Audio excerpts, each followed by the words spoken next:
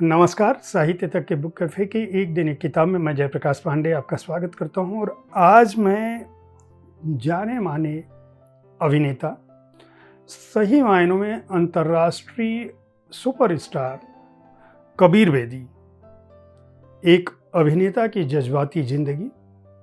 पुस्तक का नाम है कही अनकही। यह कबीर बेदी की आत्मकथा है जो पहले अंग्रेजी में छपी थी, जिसका नाम था stories I must tell the emotional life of an actor का हिंदी संस्करण है। इसका अनुवाद जाने माने अनुवादक प्रभात रंजन ने किया है। कही अनकही कबीर बेदी के जीवन की एक अद्भुत किताब है। जितना शानदार और परिष्कृत उनका व्यक्तित्व रहा है, उनका जीवन रहा है, उतना ही शानदार उनका ये आत्मकथ्य रहा है। एक अंतर्राष्ट्रीय सितारा इस पुस्तक के बारे पर लिखा हुआ है, इसके आवरण पर पृष्ठभाग में, कि एक अंतर्राष्ट्रीय सितारा जो अन्य सभी पुरुषों की तरह अपनी तमाम खूबियों और कमियों के साथ इस पुस्तक में उपस्थित है। कबीर बेदी जब अपना दिल खोलते हैं तो उसमें अनगिनत कहानियां निकलती हैं।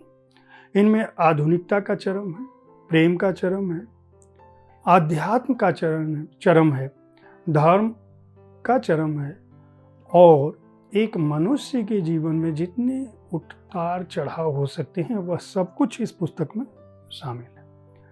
यह पुस्तक कबीर बेदी के दिल्ली में पढ़ने वाले एक लड़के या पैदा हुए एक लड़के से शुरू होती है, जो देखने में बहुत सुंदर होता है और जिसके जीवन का सपना होता है कि मुझे पत्रकार बनना है।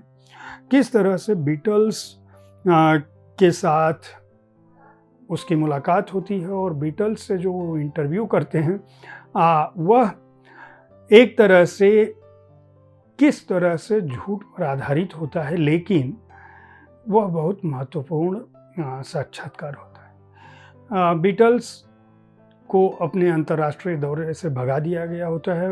भारत उनके दौरे में नहीं होता है, लेकिन वो लौटने की यात्रा में होते हैं। दुनिया भर में जब घूम रहे होते हैं तो भारत में रुकते हैं और यहाँ पता चलता है कबीर बेदी को, और उनकी दीवानगी उनके प्रति होती है और किस तरह से वह बीटल्स से साक्षात्कार करते हैं। यहाँ से लेके विज्ञापन की दुनिया से वो कैसे जुड़ते हैं, किस तरह से स्कूल कॉलेज के दोस्तों को छोड़कर मुंबई जाते हैं और मुंबई में वहाँ की एक सफल करियर के बीच में उनके जीवन में कैसे प्रेम आता है, किस तरह से तमाम स्त्रियों के साथ, खूबसूरत दुनिया की स्त्रियों के साथ उनके संपर्क बनते हैं, जिनमें विदेशी औरतें भी शामिल हैं, भारतीय औरतें भी शामिल हैं। उनका प्रेम विवाह, उनके 3 विवाह, तलाक, और उनके जीवन में उनका जो आखिरी प्रेम है जो उनके जीवन की दृष्टि को बदल देता है। कबीर बेदी की यह जो जीवनी है, यह किसी भी तरह से हॉलीवुड या बॉलीवुड की रोचक फिल्मों से ज़्यादा मज़ेदार मैं कह सकता हूँ, ज़्यादा पठनीय है। और इस बात के लिए प्रभात रंजन को बधाई दी जानी चाहिए कि उन्होंने इस पुस्तक के अनुवाद में जो अंग्रेजी का भाव है उसको भावांतर, भाषांतर और अनुवाद तीनों ही कसौटियों पर खरा उतारा है उन्होंने।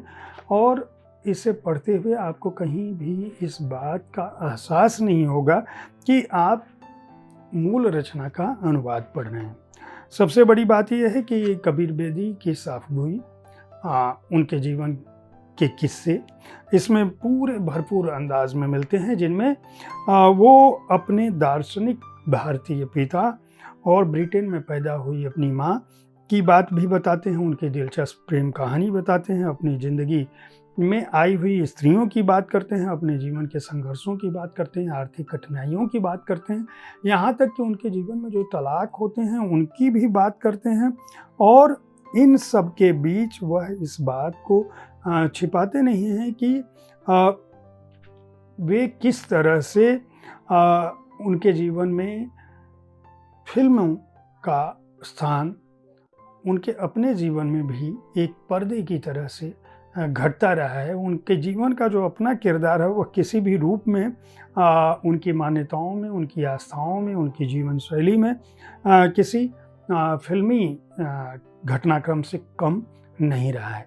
इनमें आर्थिकता का चरम है, इनमें समृद्धि का चरम है, इसमें शोहरत का चरम है और आध्यात्मिकता का भी द्वंद्व है। खास बात यह कि इसमें वह दर्द भी है जो प्यार और नाकामियों से गुजरा है।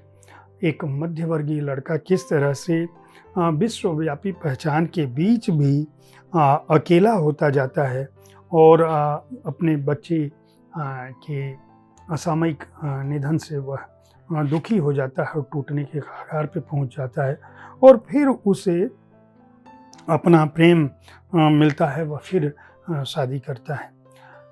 कबीर बेदी के जो काम हैं उनकी जीवनी आप कहीं से भी पढ़ सकते हैं। भारत में जो लोग हैं, भारतीय हैं, वे सब जानते हैं कि वे भारतीय फिल्म दुनिया के अंतर्राष्ट्रीय सुपरस्टार रहे हैं, जिनको न केवल इटली का सबसे बड़ा नागरिक सम्मान नाइट मिला है, बल्कि वे फिल्म ऑटोप्सी के खलनायक द बोल्ड एंड ब्यूटीफुल के स्टार के रूप में भी दुनिया भर में चर्चित रहे हैं। Academy of motion picture arts and sciences में मतदान करने वाले वो सदस्य हैं।